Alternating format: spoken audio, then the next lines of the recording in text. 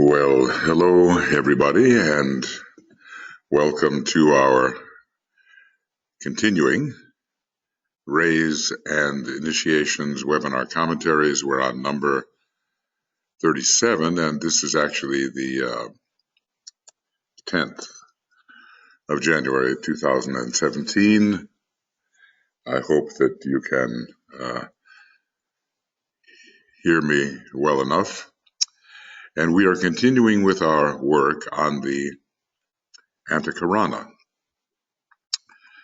And this is, of course, one of the major contributions that Master DK has made to understanding, at least in Western terms, the meditative life and the ability to go beyond what we call the soul of love into the truer ego, which is the spiritual triad, and from thence to the monad, and from thence, well, who knows where, all kinds of higher connections eventually. There are planetary antakaranas, solar antakaranas, I'm sure galactic antakaranas, constellational antakaranas, galactic and beyond, all leading to the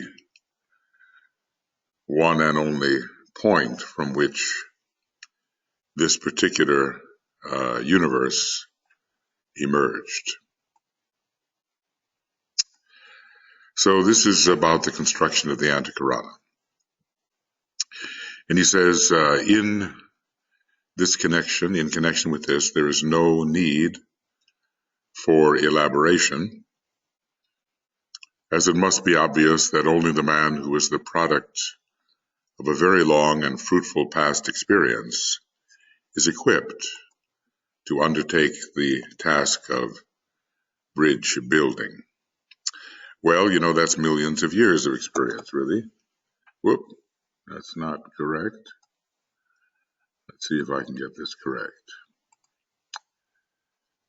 Right, okay. Namely, millions of years of experience, because a person has to be at least an initiate of the first degree, and I would say approaching the second degree. So, millions of years of experience and approaching the second degree, whether in 1 or 2 or 3 lives, because he did give the process of building the antakarana to his students, and it was quite clear that his disciples, many of them, were not immediately ready to take the second degree, not even in the next life. So still they were given the process, and so they could work on it profitably. The process of bridge building, the process involves much scientific experience in the art of living. This is a kind of a fourth ray art in a way, and it's something eventually which human beings, being so connected with the number 4, both monadically and in terms of their soul, should be able to master. So the art of living involves a midway position between that which is material and that which is spiritual, and the proper relating of the two. And only the highly trained human inquirer, remember, inquire the way, that's the very first of the 4 injunctions we're given in a treatise in white magic.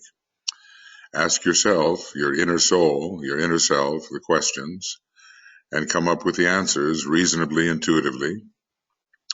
Only the highly trained human inquirer can soundly, interestingly, it's an interesting word because words of power are involved here, so it seems to suggest more than just a firm basis, can soundly and safely build the bridge between the highest and lowest. So this is a very advanced process, and we are at least learning about it, even though we may not in this incarnation master it. Okay. I'm working on getting my abbreviations back so that I don't have to type out so many long words. Each of the major human races has been responsible for the expression and the employment of the threads which together form the antakarana. These are threads of light, threads of power, threads of energy. Notice he doesn't include the Adamic and Hyperborean races, which are not yet individualized. One, in ancient Lemuria, the life thread, the sutratma, sometimes called the thread soul, the sutratma per se was the dominant factor in the life expression. So the life was a one which was focused on vitality. The physical body, the animal form nature, and the dense outer factor was the focus of life, exuberant, productive, and vital. It gives us some idea of the energy quality of those who lived in the Lemurian race, and maybe some of us did if we were not moonshane beings. Others who were moonshane beings did not live through the Lemurian root race, but incarnated in one of the early sub-races of the Atlantean root race.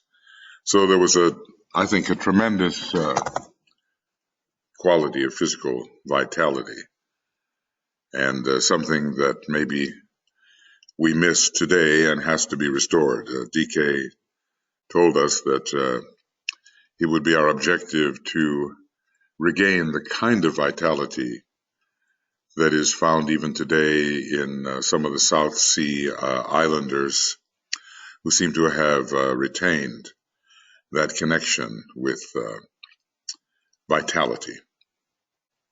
In old Atlantis, Atlantis being at least 12 to 10 million years old, as we count time now, in old Atlantis, the consciousness thread began to function in a way unrealized in Lemuria, and it's the consciousness thread is connected with the astral body.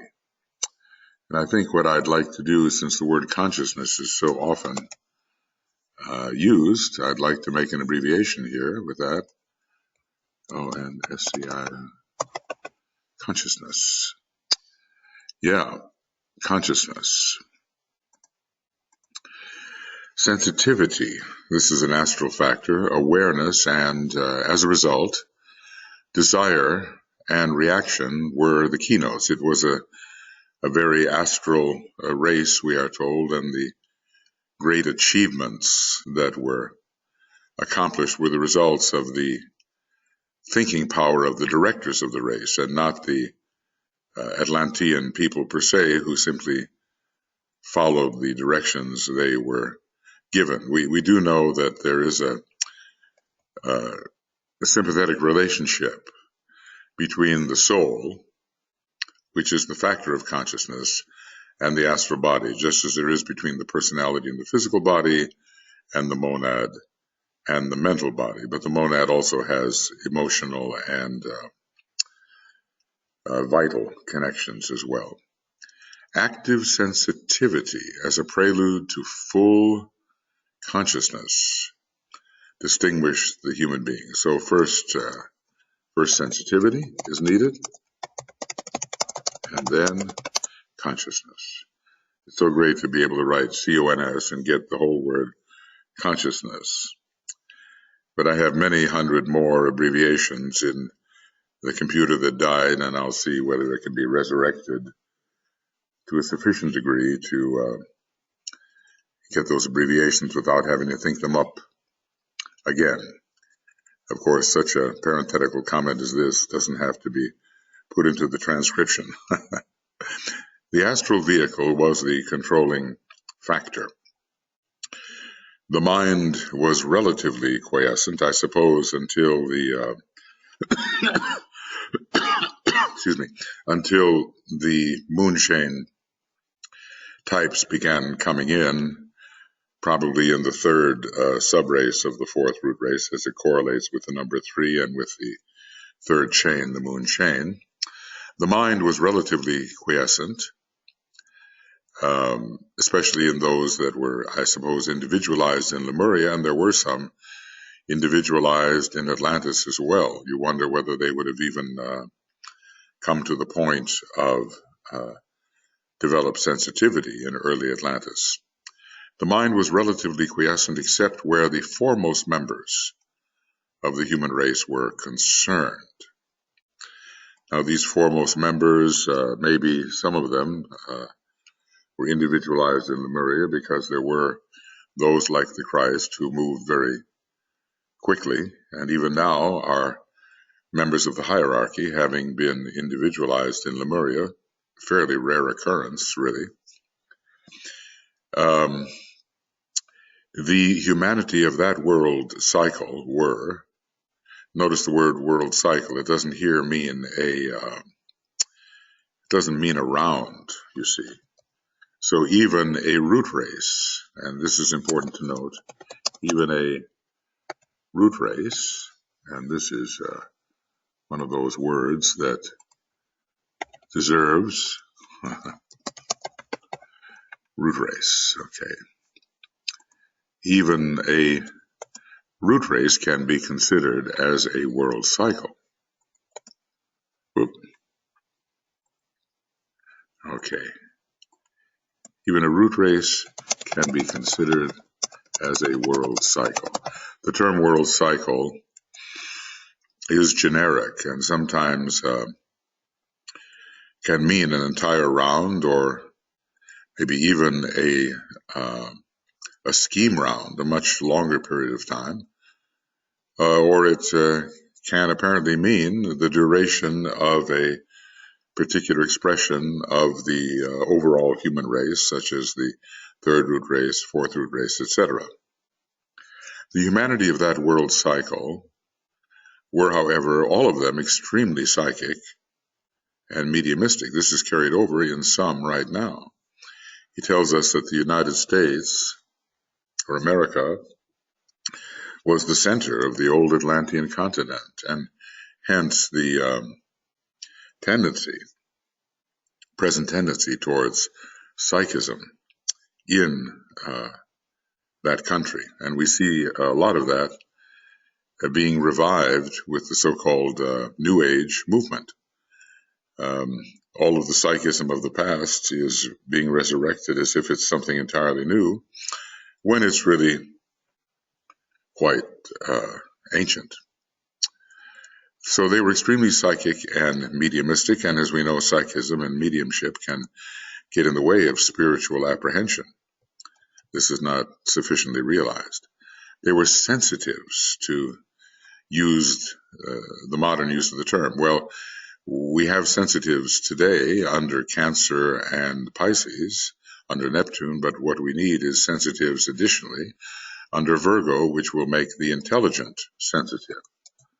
Under Virgo, the intelligent sensitive is found, not just under Cancer and Pisces.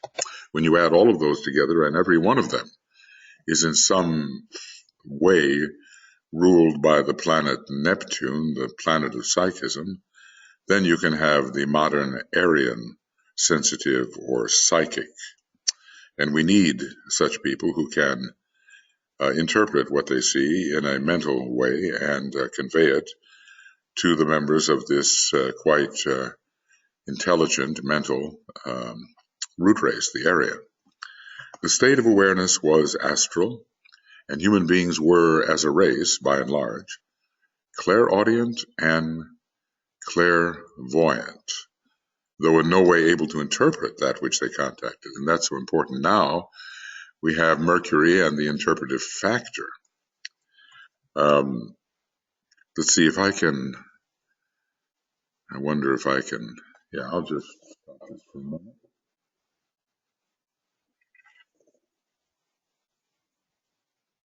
Here we have a diagram which was put together for the sake of AUM, Ancient Universal Mysteries by Keith Bailey. It's a very useful compendium in which the different cities associated with the different subplanes are demonstrated. And we see that clairaudience and clairvoyance are, and even psychometry of a kind, are astral powers. The lower two planes of the astral plane are not considered and should not be, and should not have, the matter of those planes should not be part of the astral body of the modern individual. So these are things being left behind, and maybe up here on the mental plane, higher clairaudience, planetary psychometry, higher clairvoyance, and so forth, can be recovered.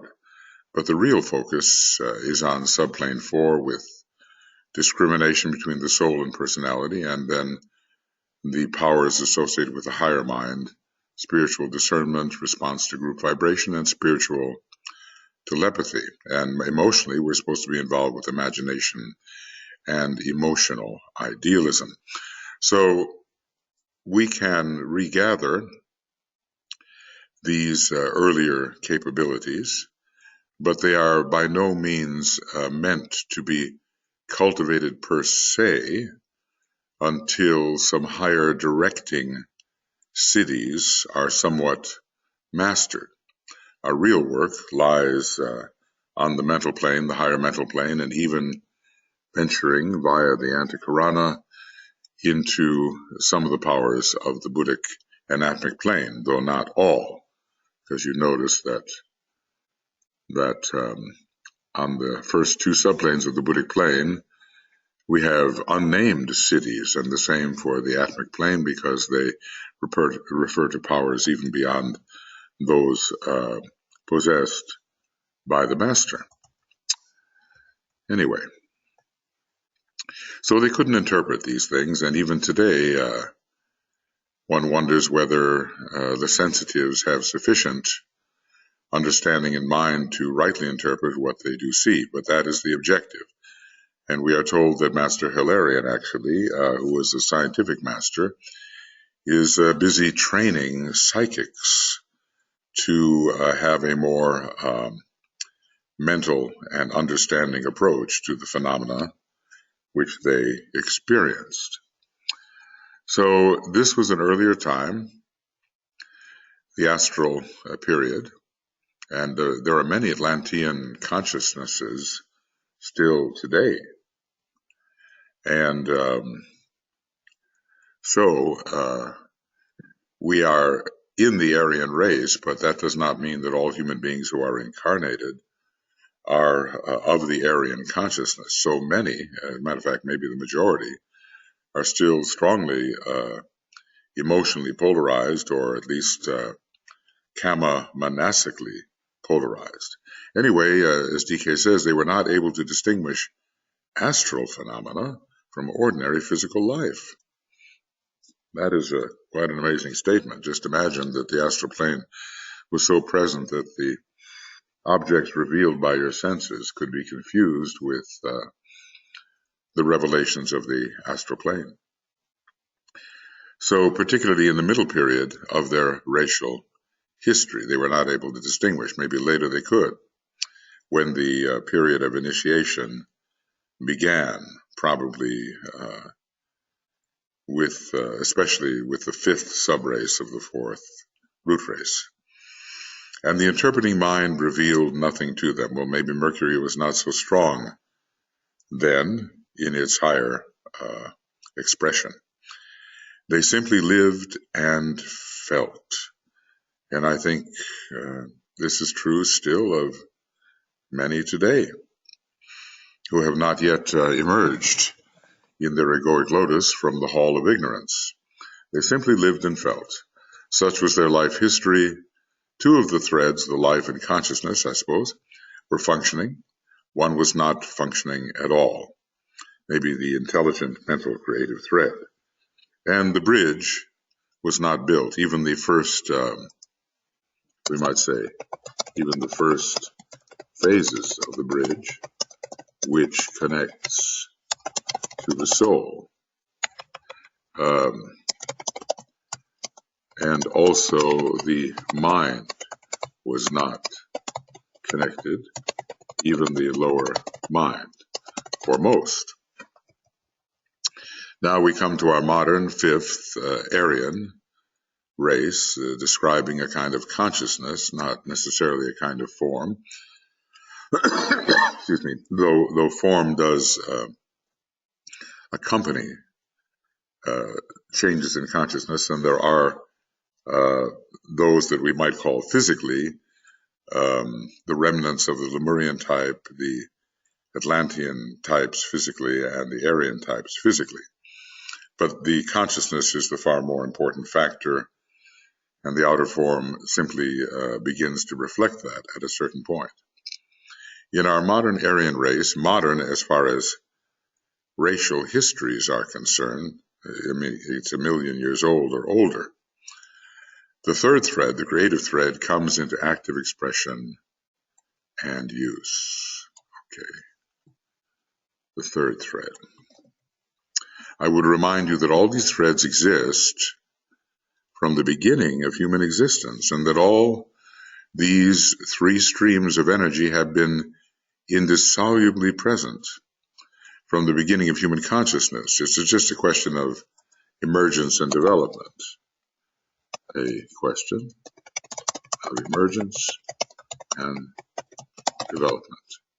But for the greater part of human history, up to the present, men remained unaware of them. They were simply energy threads sustaining our activities, and we did not understand the sources of those activities. Men remained unaware of them and quite unconsciously made use of and continued to make use of their presence. Now, being disciples of the more psychological and mental type, we have to become aware of the sources of these abilities, which we have been using unconsciously all these many, many years. The process of recognizing creative ability and of opportunity falls into two phases or stages. Creative ability, the creative thread. Okay, the thread very much connected with mentality, as the consciousness thread is connected with sensitivity and astrality, but also soul awareness, and the life thread is connected with vitality, but also with the source of it all, the monad. So, two phases or stages. The stage wherein the mind principle is developed and unfolded, and man becomes a mental creature. This is the Aryan type of development. This produces the full activity of the mental unit, as we know, found on the fourth subplane of the mental plane. The full activity of the mental unit, the integration of the three aspects of the personality, and the consequent awareness of the son of mind or soul. As the integration work proceeds, the higher of the pairs of opposites begins to be revealed, and man is not so ensnared only in the three aspects of the personality. And then comes, so first, this is, first stage here is the development. I think I'm very tempted, right? So let's make DEV, and this will be development. Okay, thanks for indulging me on that. The development of the mind, of the concrete mind, especially. Then comes the stage of creative activity, wherein the creative thread is brought into full use. Now we see great creative expressions that have come from ancient history. And I suppose the Atlantean period, guided by the directors of the race, exemplified great creative works, even though these impulses toward creativity did not come from the people per se. The stage of creative activity where the creative thread is brought into full use. The personality use of the thread, as distinguished from the racial use, is characteristic of the Aryan race. So we have the possibility of individual creativity arising from the human unit. The individual, the personality. All right. It is only during the past 5,000 years, the Tibetan says, that it has gradually become the outstanding quality of mankind. Well, there were great creations before then, but perhaps they were more of a racial nature, as he seems to imply, and not so much arising from the individual who felt the urge on his own to bring in something new, to create, to bring in new combinations, as Master Moria would say. In the other two races, and in the early stages of the Aryan race, although great creative monuments appeared everywhere upon the planet, indeed they did, and they are the marvel of the investigators today. One wonders how in the world they could have even been made. They were not the product of the minds of the men of the time, but were the imposition of the creative will of the planetary hierarchy upon those who were sensitive to the higher impression. So, they do seem to be hierarchical masterpieces. One looks at the pyramids. One looks at even the astronomical possibilities in the great stone circles. And one realizes that higher minds than our own, a higher understanding than the human understanding, must have been responsible for these. So some human beings could be impressed, and they were impressed by hierarchy and have left the great creative monuments. But maybe, let's say, 5,000 years ago, the urge of the individual to create on his own and not be entirely dependent upon imposition from the hierarchy began to arise. The responsive sensitivity to creative impression was the outstanding quality of the later Atlantean consciousness and the early Aryan period. So those who could respond to hierarchical impression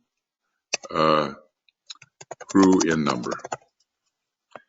And it is today giving place to individual creativity, and consequently to the conscious creation of the bridging antakarana as we reach towards that impression from our own higher nature, which is the outcome of the fused and blended threefold thread: life, consciousness, and the creative thread. So now, in this more mental age, it is the impulse of the individual to create from his own experience and to create from his own contact with his own higher nature. And this is different from the type of hierarchical impression which characterized the later Atlantean consciousness and the early Aryan period. We are responsible, more responsible now for our own creations. This brief summation of the past process is intended simply to give a synthetic background to all the work now to be done. We have to understand the context in which we are working and some developmental facts related to the history of man, which has led to the point where the antakarana can now be built in a broad and general way. So the intention is to give a synthetic background to all the work now to be done and to convey to you an almost visual concept of the method whereby man has reached the stage of conscious life, of full self-awareness and creative expression. All this sounds very Leonian, doesn't it? A great sign of creativity. Sounds very Leonian. It is a sign of personality integration. It's a sign of access to the golden lotus, to the body of the soul and all of its treasures. It's a sign of individuality where a human being steps forth in his or her own right and takes responsibility for his or her creations. So, and indeed, we are reaching the point when Leo is very powerful in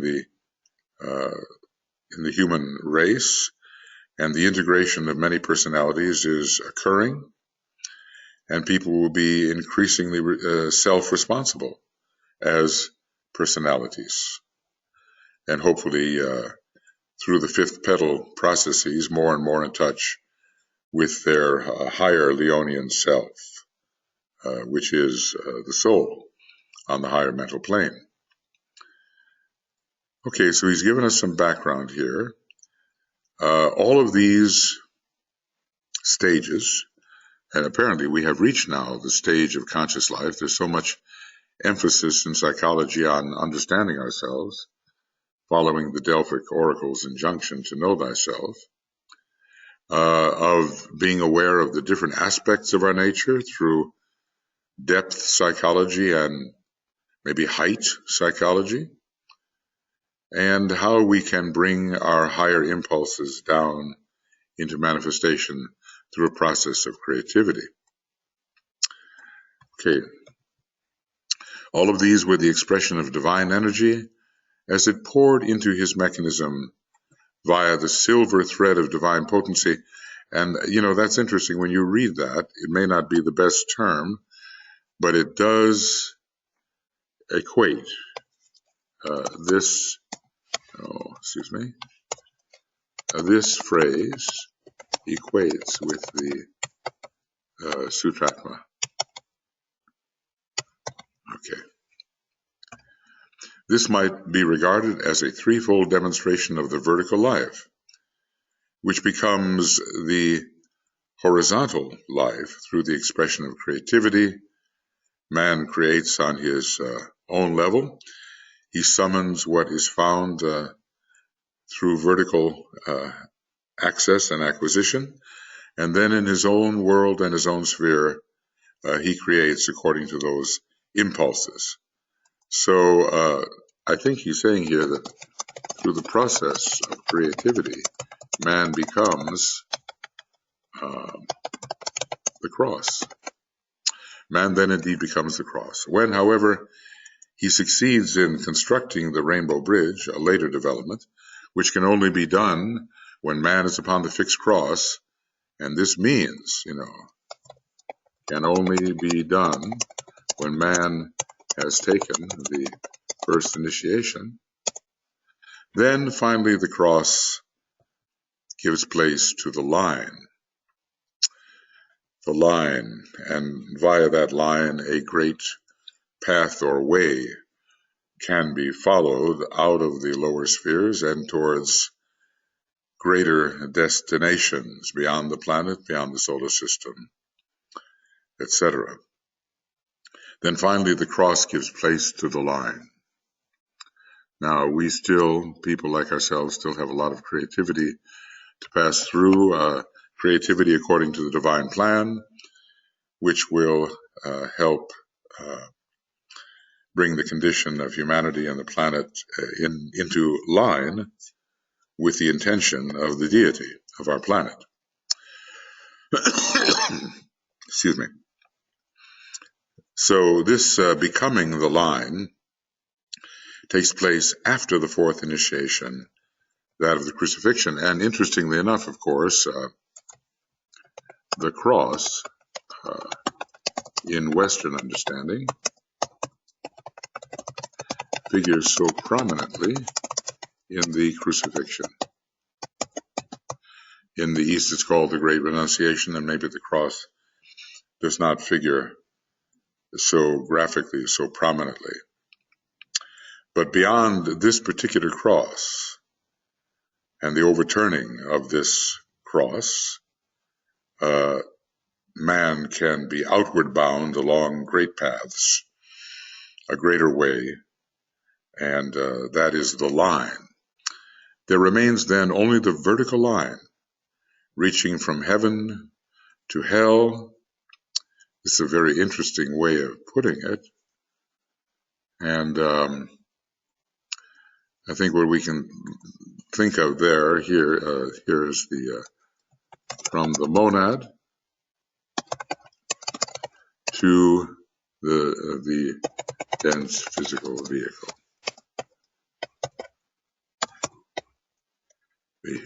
Sorry.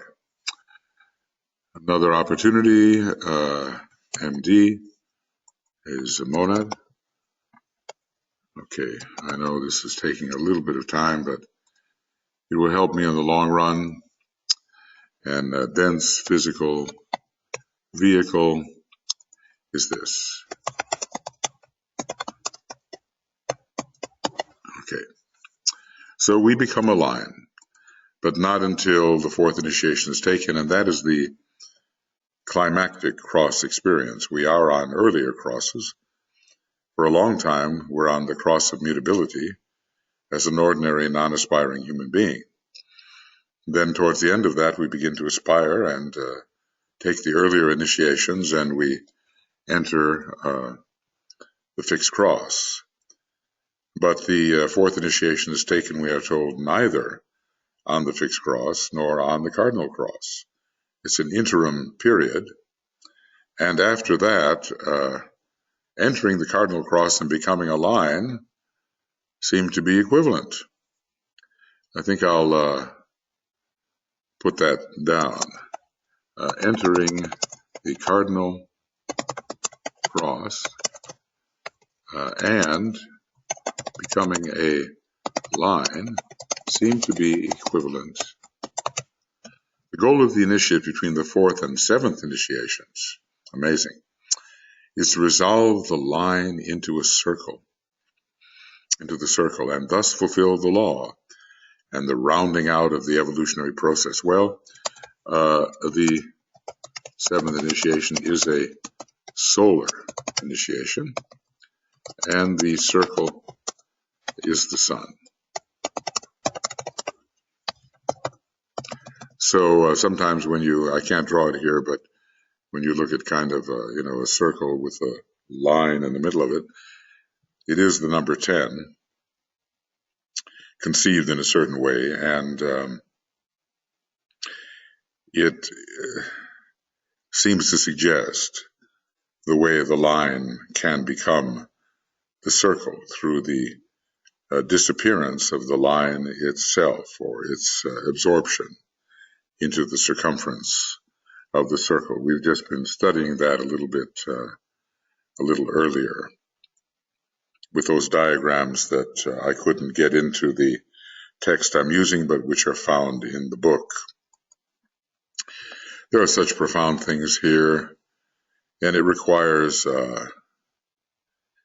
very close attention, not rushing the process at all, so that we can really begin to understand the amazing vision the Tibetan has been attempting to convey to us, and And still he says it's only the ABCs. Another summation of the entire process may be found in the lines from Stanzas for Disciples, which I gave out some time ago, June 1930, and which will be found elsewhere in this volume. So we will study some of these. They are marvelous from the old commentary. Looks here like we have such a stanza immediately before us. In the cross is hidden light. I suppose when the cross, arms of the cross shorten and are absorbed by the center of the forearms of the cross, that center is a great source of light. The vertical and horizontal in mutual friction, fire by friction, and the mutable cross, I suppose, creates a vibrant cross. The vertical and horizontal in mutual friction creates a vibrant cross, scintillates, and motion originates. So that is the cross of motion, or mutability, is not the fixed cross, it's the mutable or common cross, related to the third ray and to motion. When the vertical assumes the horizontal, pralaya supervenes.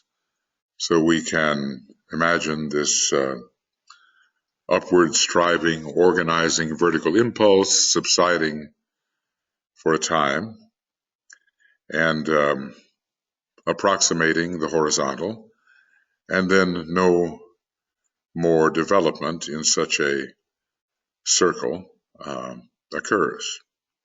Cyclically, it will revive. Evolution is the movement of the horizontal to upright positiveness. It suggests that the creative human being is standing upright and not lying down.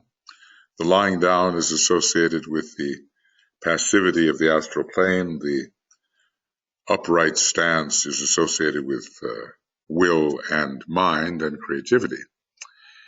In the secret of direction, associated with the third degree, as he tells us, lies the hidden wisdoms. In the doctrine of absorption lies the healing faculty. In the point becoming the line and the line becoming the cross is evolution. Looks like we should have some punctuation there, but don't appear to. In the secret of direction lies the hidden wisdoms. It's almost, can't quite stand it here. In the doctrine of absorption lies the healing faculty. In the point, okay, the healing faculty, that's connected more with the second ray and the absorption of all that may be inharmonious into a more archetypal relationship. It is the second ray method to take inharmonious situations, take them in, breathe them in, and restore them to their archetypally intended pattern. In the point becoming the line and the line becoming the cross is evolution. And in the cross swinging to the horizontal lies salvation and pralaic peace. So the vertical subsides, and as much has been accomplished in that period of vertical striving and organization, subsides into a period of rest. And hopefully by the time the period of rest comes, archetypally that's Pisces, we have the salvation of the sign Pisces, that all has been resolved into its archetypally intended pattern, and then there is a release into peace, and then a new cycle will start again. Well, these are very deep things. We could I suppose, spend an hour just discussing this stanza for disciples from the old commentary. So much is hidden here, and I've just scratched the surface, really. But just think about that, how certain of the second-ray types can heal through absorption, to take in the inharmonious and to restore it to harmony, often at much expense to the healer at first, until there is tremendous experience which allows one to do this faultlessly. And from the point arises all that takes place within the circle, the line and the cross, and eventually the vertical subsides, approximates the horizontal, and, well, whatever condition we're in at that time, pralaic peace supervenes.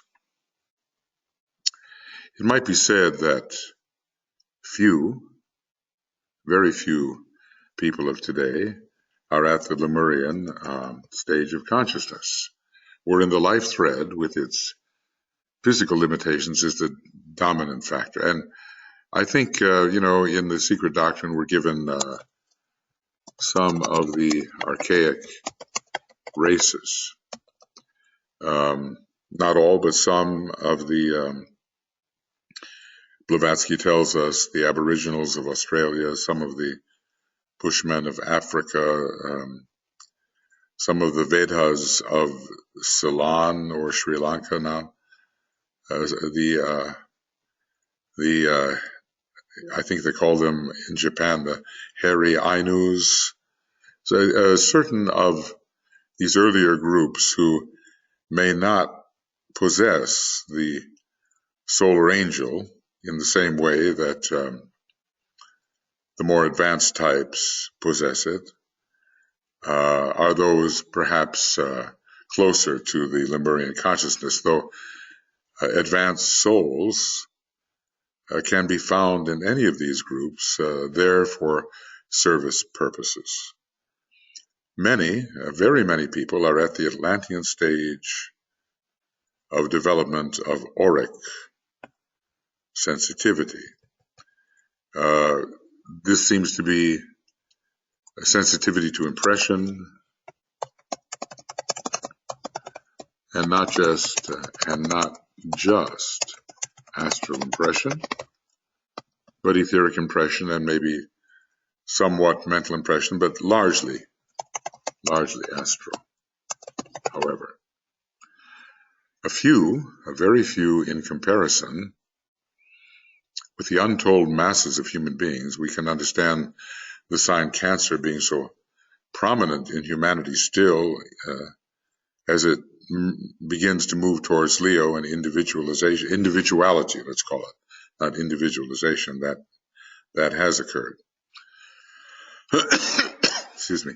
A very few in comparison with the untold masses of human beings are utilizing the results of the triple construction of energy within their own aura of awareness, that's Leo, and their area of influence in order to build, construct, and utilize the bridge which links the various aspects of the mental plane. And what are we talking about with the various aspects of the mental plane?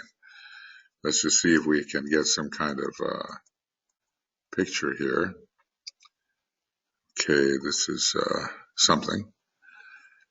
This is the mental plane, the lower mental plane, the higher mental plane, and the highest level of the mental plane, whereon we find the monastic permanent atom, the center of the egoic lotus here, and the mental unit. All of these have to be linked up, and this is not the task merely of the person who is beginning to be mentally sensitive.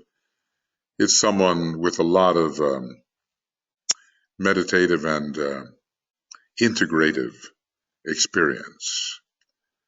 So a lot of people are at the stage of sensitivity to impression but they have not undertaken the creative task of bridge building.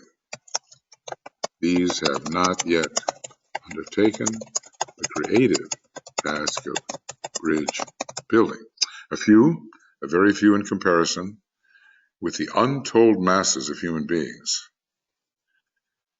Well, what are we talking about there? Maybe 85% are utilizing the results of the triple construction of energy. Utilizing, you see, that's the creative word. They're utilizing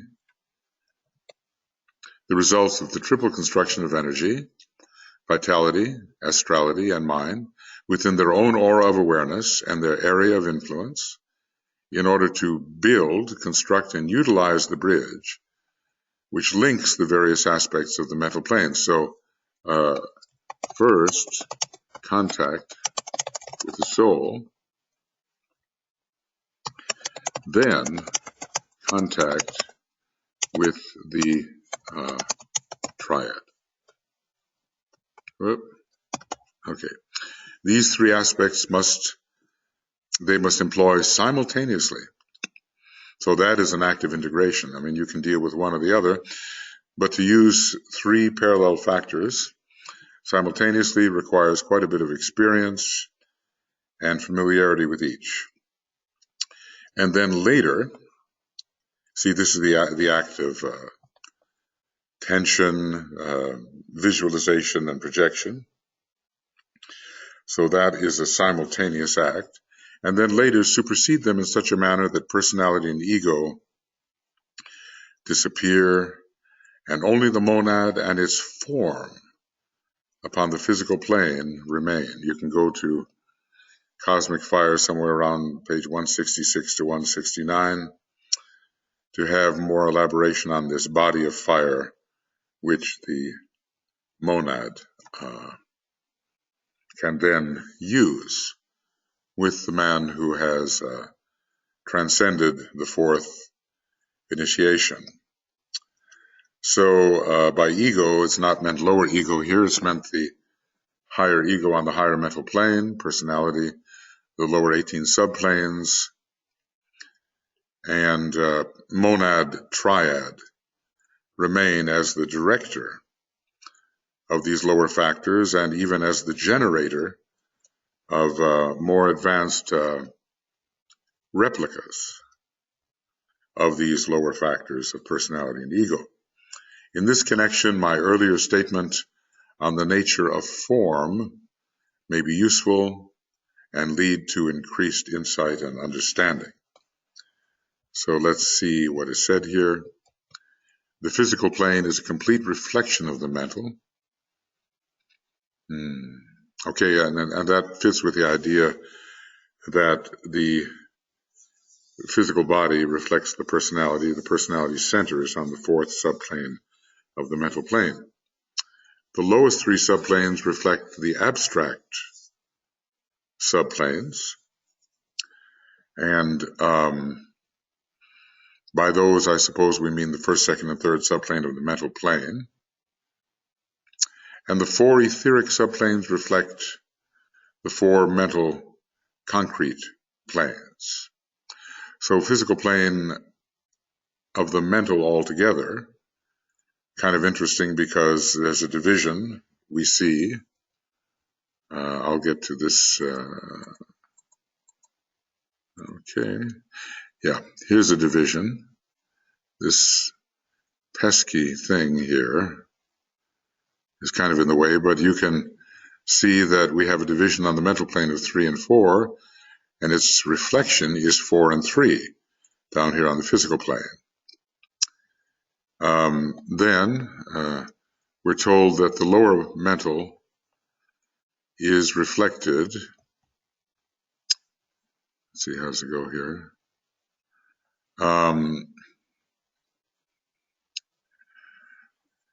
The four etheric subplanes reflect the four mental concrete planes. All right, that's clear enough. And the lowest three subplanes reflect the abstract subplanes. It's kind of an inversion. Here are three abstract subplanes of the mental plane, and it is an inversion or reflection found in the three lowest subplanes. So 4 and 4 from the lower mental to the etheric, and 3 and 3 from the higher mental to the densest subplanes. Sometimes you have reflection, sometimes you have superimposition. And they are different because there's a kind of turning that occurs in reflection. But in superimposition, the factors in the construction of that which is superimposed maintain their positions in the lower part of the superimposition. Okay. The manifestation of the ego on the mental plane or causal body is not the result of energy emanating from the permanent atoms. Indeed, we've seen that the energy is emanating from the Buddhic plane and from the solar angel, even though the matter is that of the higher mental plane. As the nucleus of force, but is the result of different forces, and primarily of group force, since the ego or soul is group conscious. So we're told how the ego is built from the monastic permanent atom and also from an inflow of Buddhic force. And as well, there are atomic factors and monadic factors involved, but not from the lower atomic triangle, or permanent atoms, we usually call them, the dense, the physical permanent atom, astral permanent atom, and mental unit, not from those three. It is predominantly marked by an act of an exterior force and is lost in the mysteries of planetary karma, which is why DK tells us that it's very difficult for us to solve the mystery of the solar angel and really beyond our ability. So if he tells us it's lost in the mysteries of planetary karma, we're not going to be too successful in penetrating. We can see, however, some of the numerical correspondences, the inversions, and the superimpositions. Anyway, our ego comes from higher sources. And when I say ego, I don't mean the way the term is used in modern psychology as personal identity, but the higher self, or at least the first phase of the higher self, the soul. Let's see, what does it say here?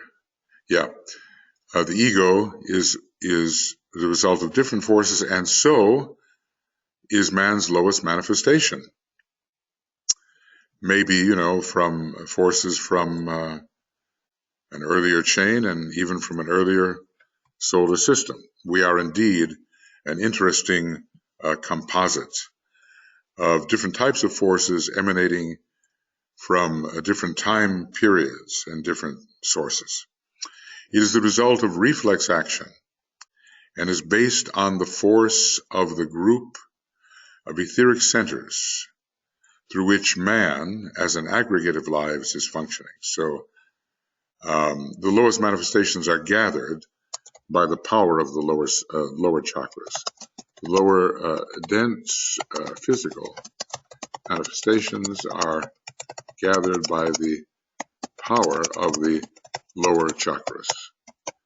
We know those are the active sources, and that lower matter is simply passive, but can be gathered into form by the structuring power of the chakras, in this case the lower chakras. The activity of these centers sets up an answering vibration in the three lowest subplanes of the physical plane, and the interaction between the two causes an adherence or an aggregation around the etheric particles, the etheric body of particles, of what we erroneously term dense substance. It's still an energy, it's a substance energy. So the structuring power that creates the dense forms depends or emanates from the geometrizing ability of the chakras, which are principled, whereas the dense physical substance is not. Okay, this type of energized substance, the dense physical, is swept up in the vortex of force currents issuing from the centers and cannot escape. That's really the clearest description of how the form, what we normally call dense physical form, is formed. These units of force, it's not dense substance, therefore pile up according to the energy direction around and within the etheric sheath till it is hidden and concealed, yet interpenetrating. And this tells us of the interpenetration of the ether into what we normally call dense physical substance.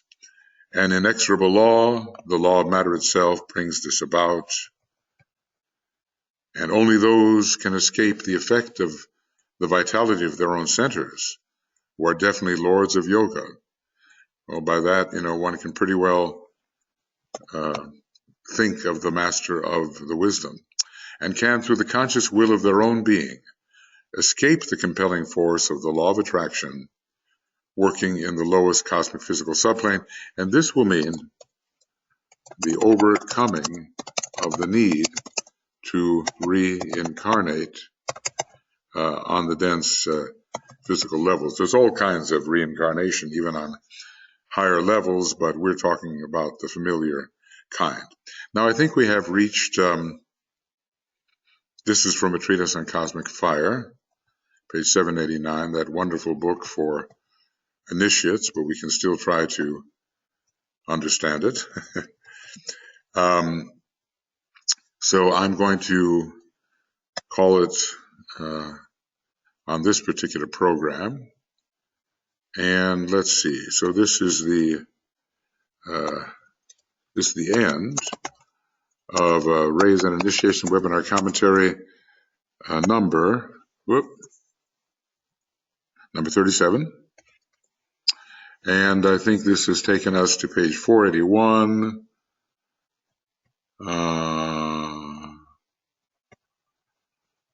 Sorry for these lapses. Actually, we're covering more ground than I thought. 477 to 481. That's how far we've gone here. And I'll put that down. Yeah. Pages 477 to 481. And then we'll have the beginning of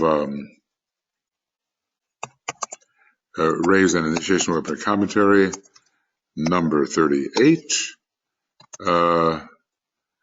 from 481 to however far we get. Okay, friends, then that's it for the moment. And, well, I don't pretend that this interpretation that I'm giving is anywhere near what a high initiate or master could give. But I try to stimulate the associative faculty so that we can see relations which may have been invisible to us before. We can see the connections between things. It's kind of a Mercurian act that I'm attempting here. And there will be some light that is brought, and there will be some mistakes and so forth. But we all need to think more deeply about what the Tibetan has said.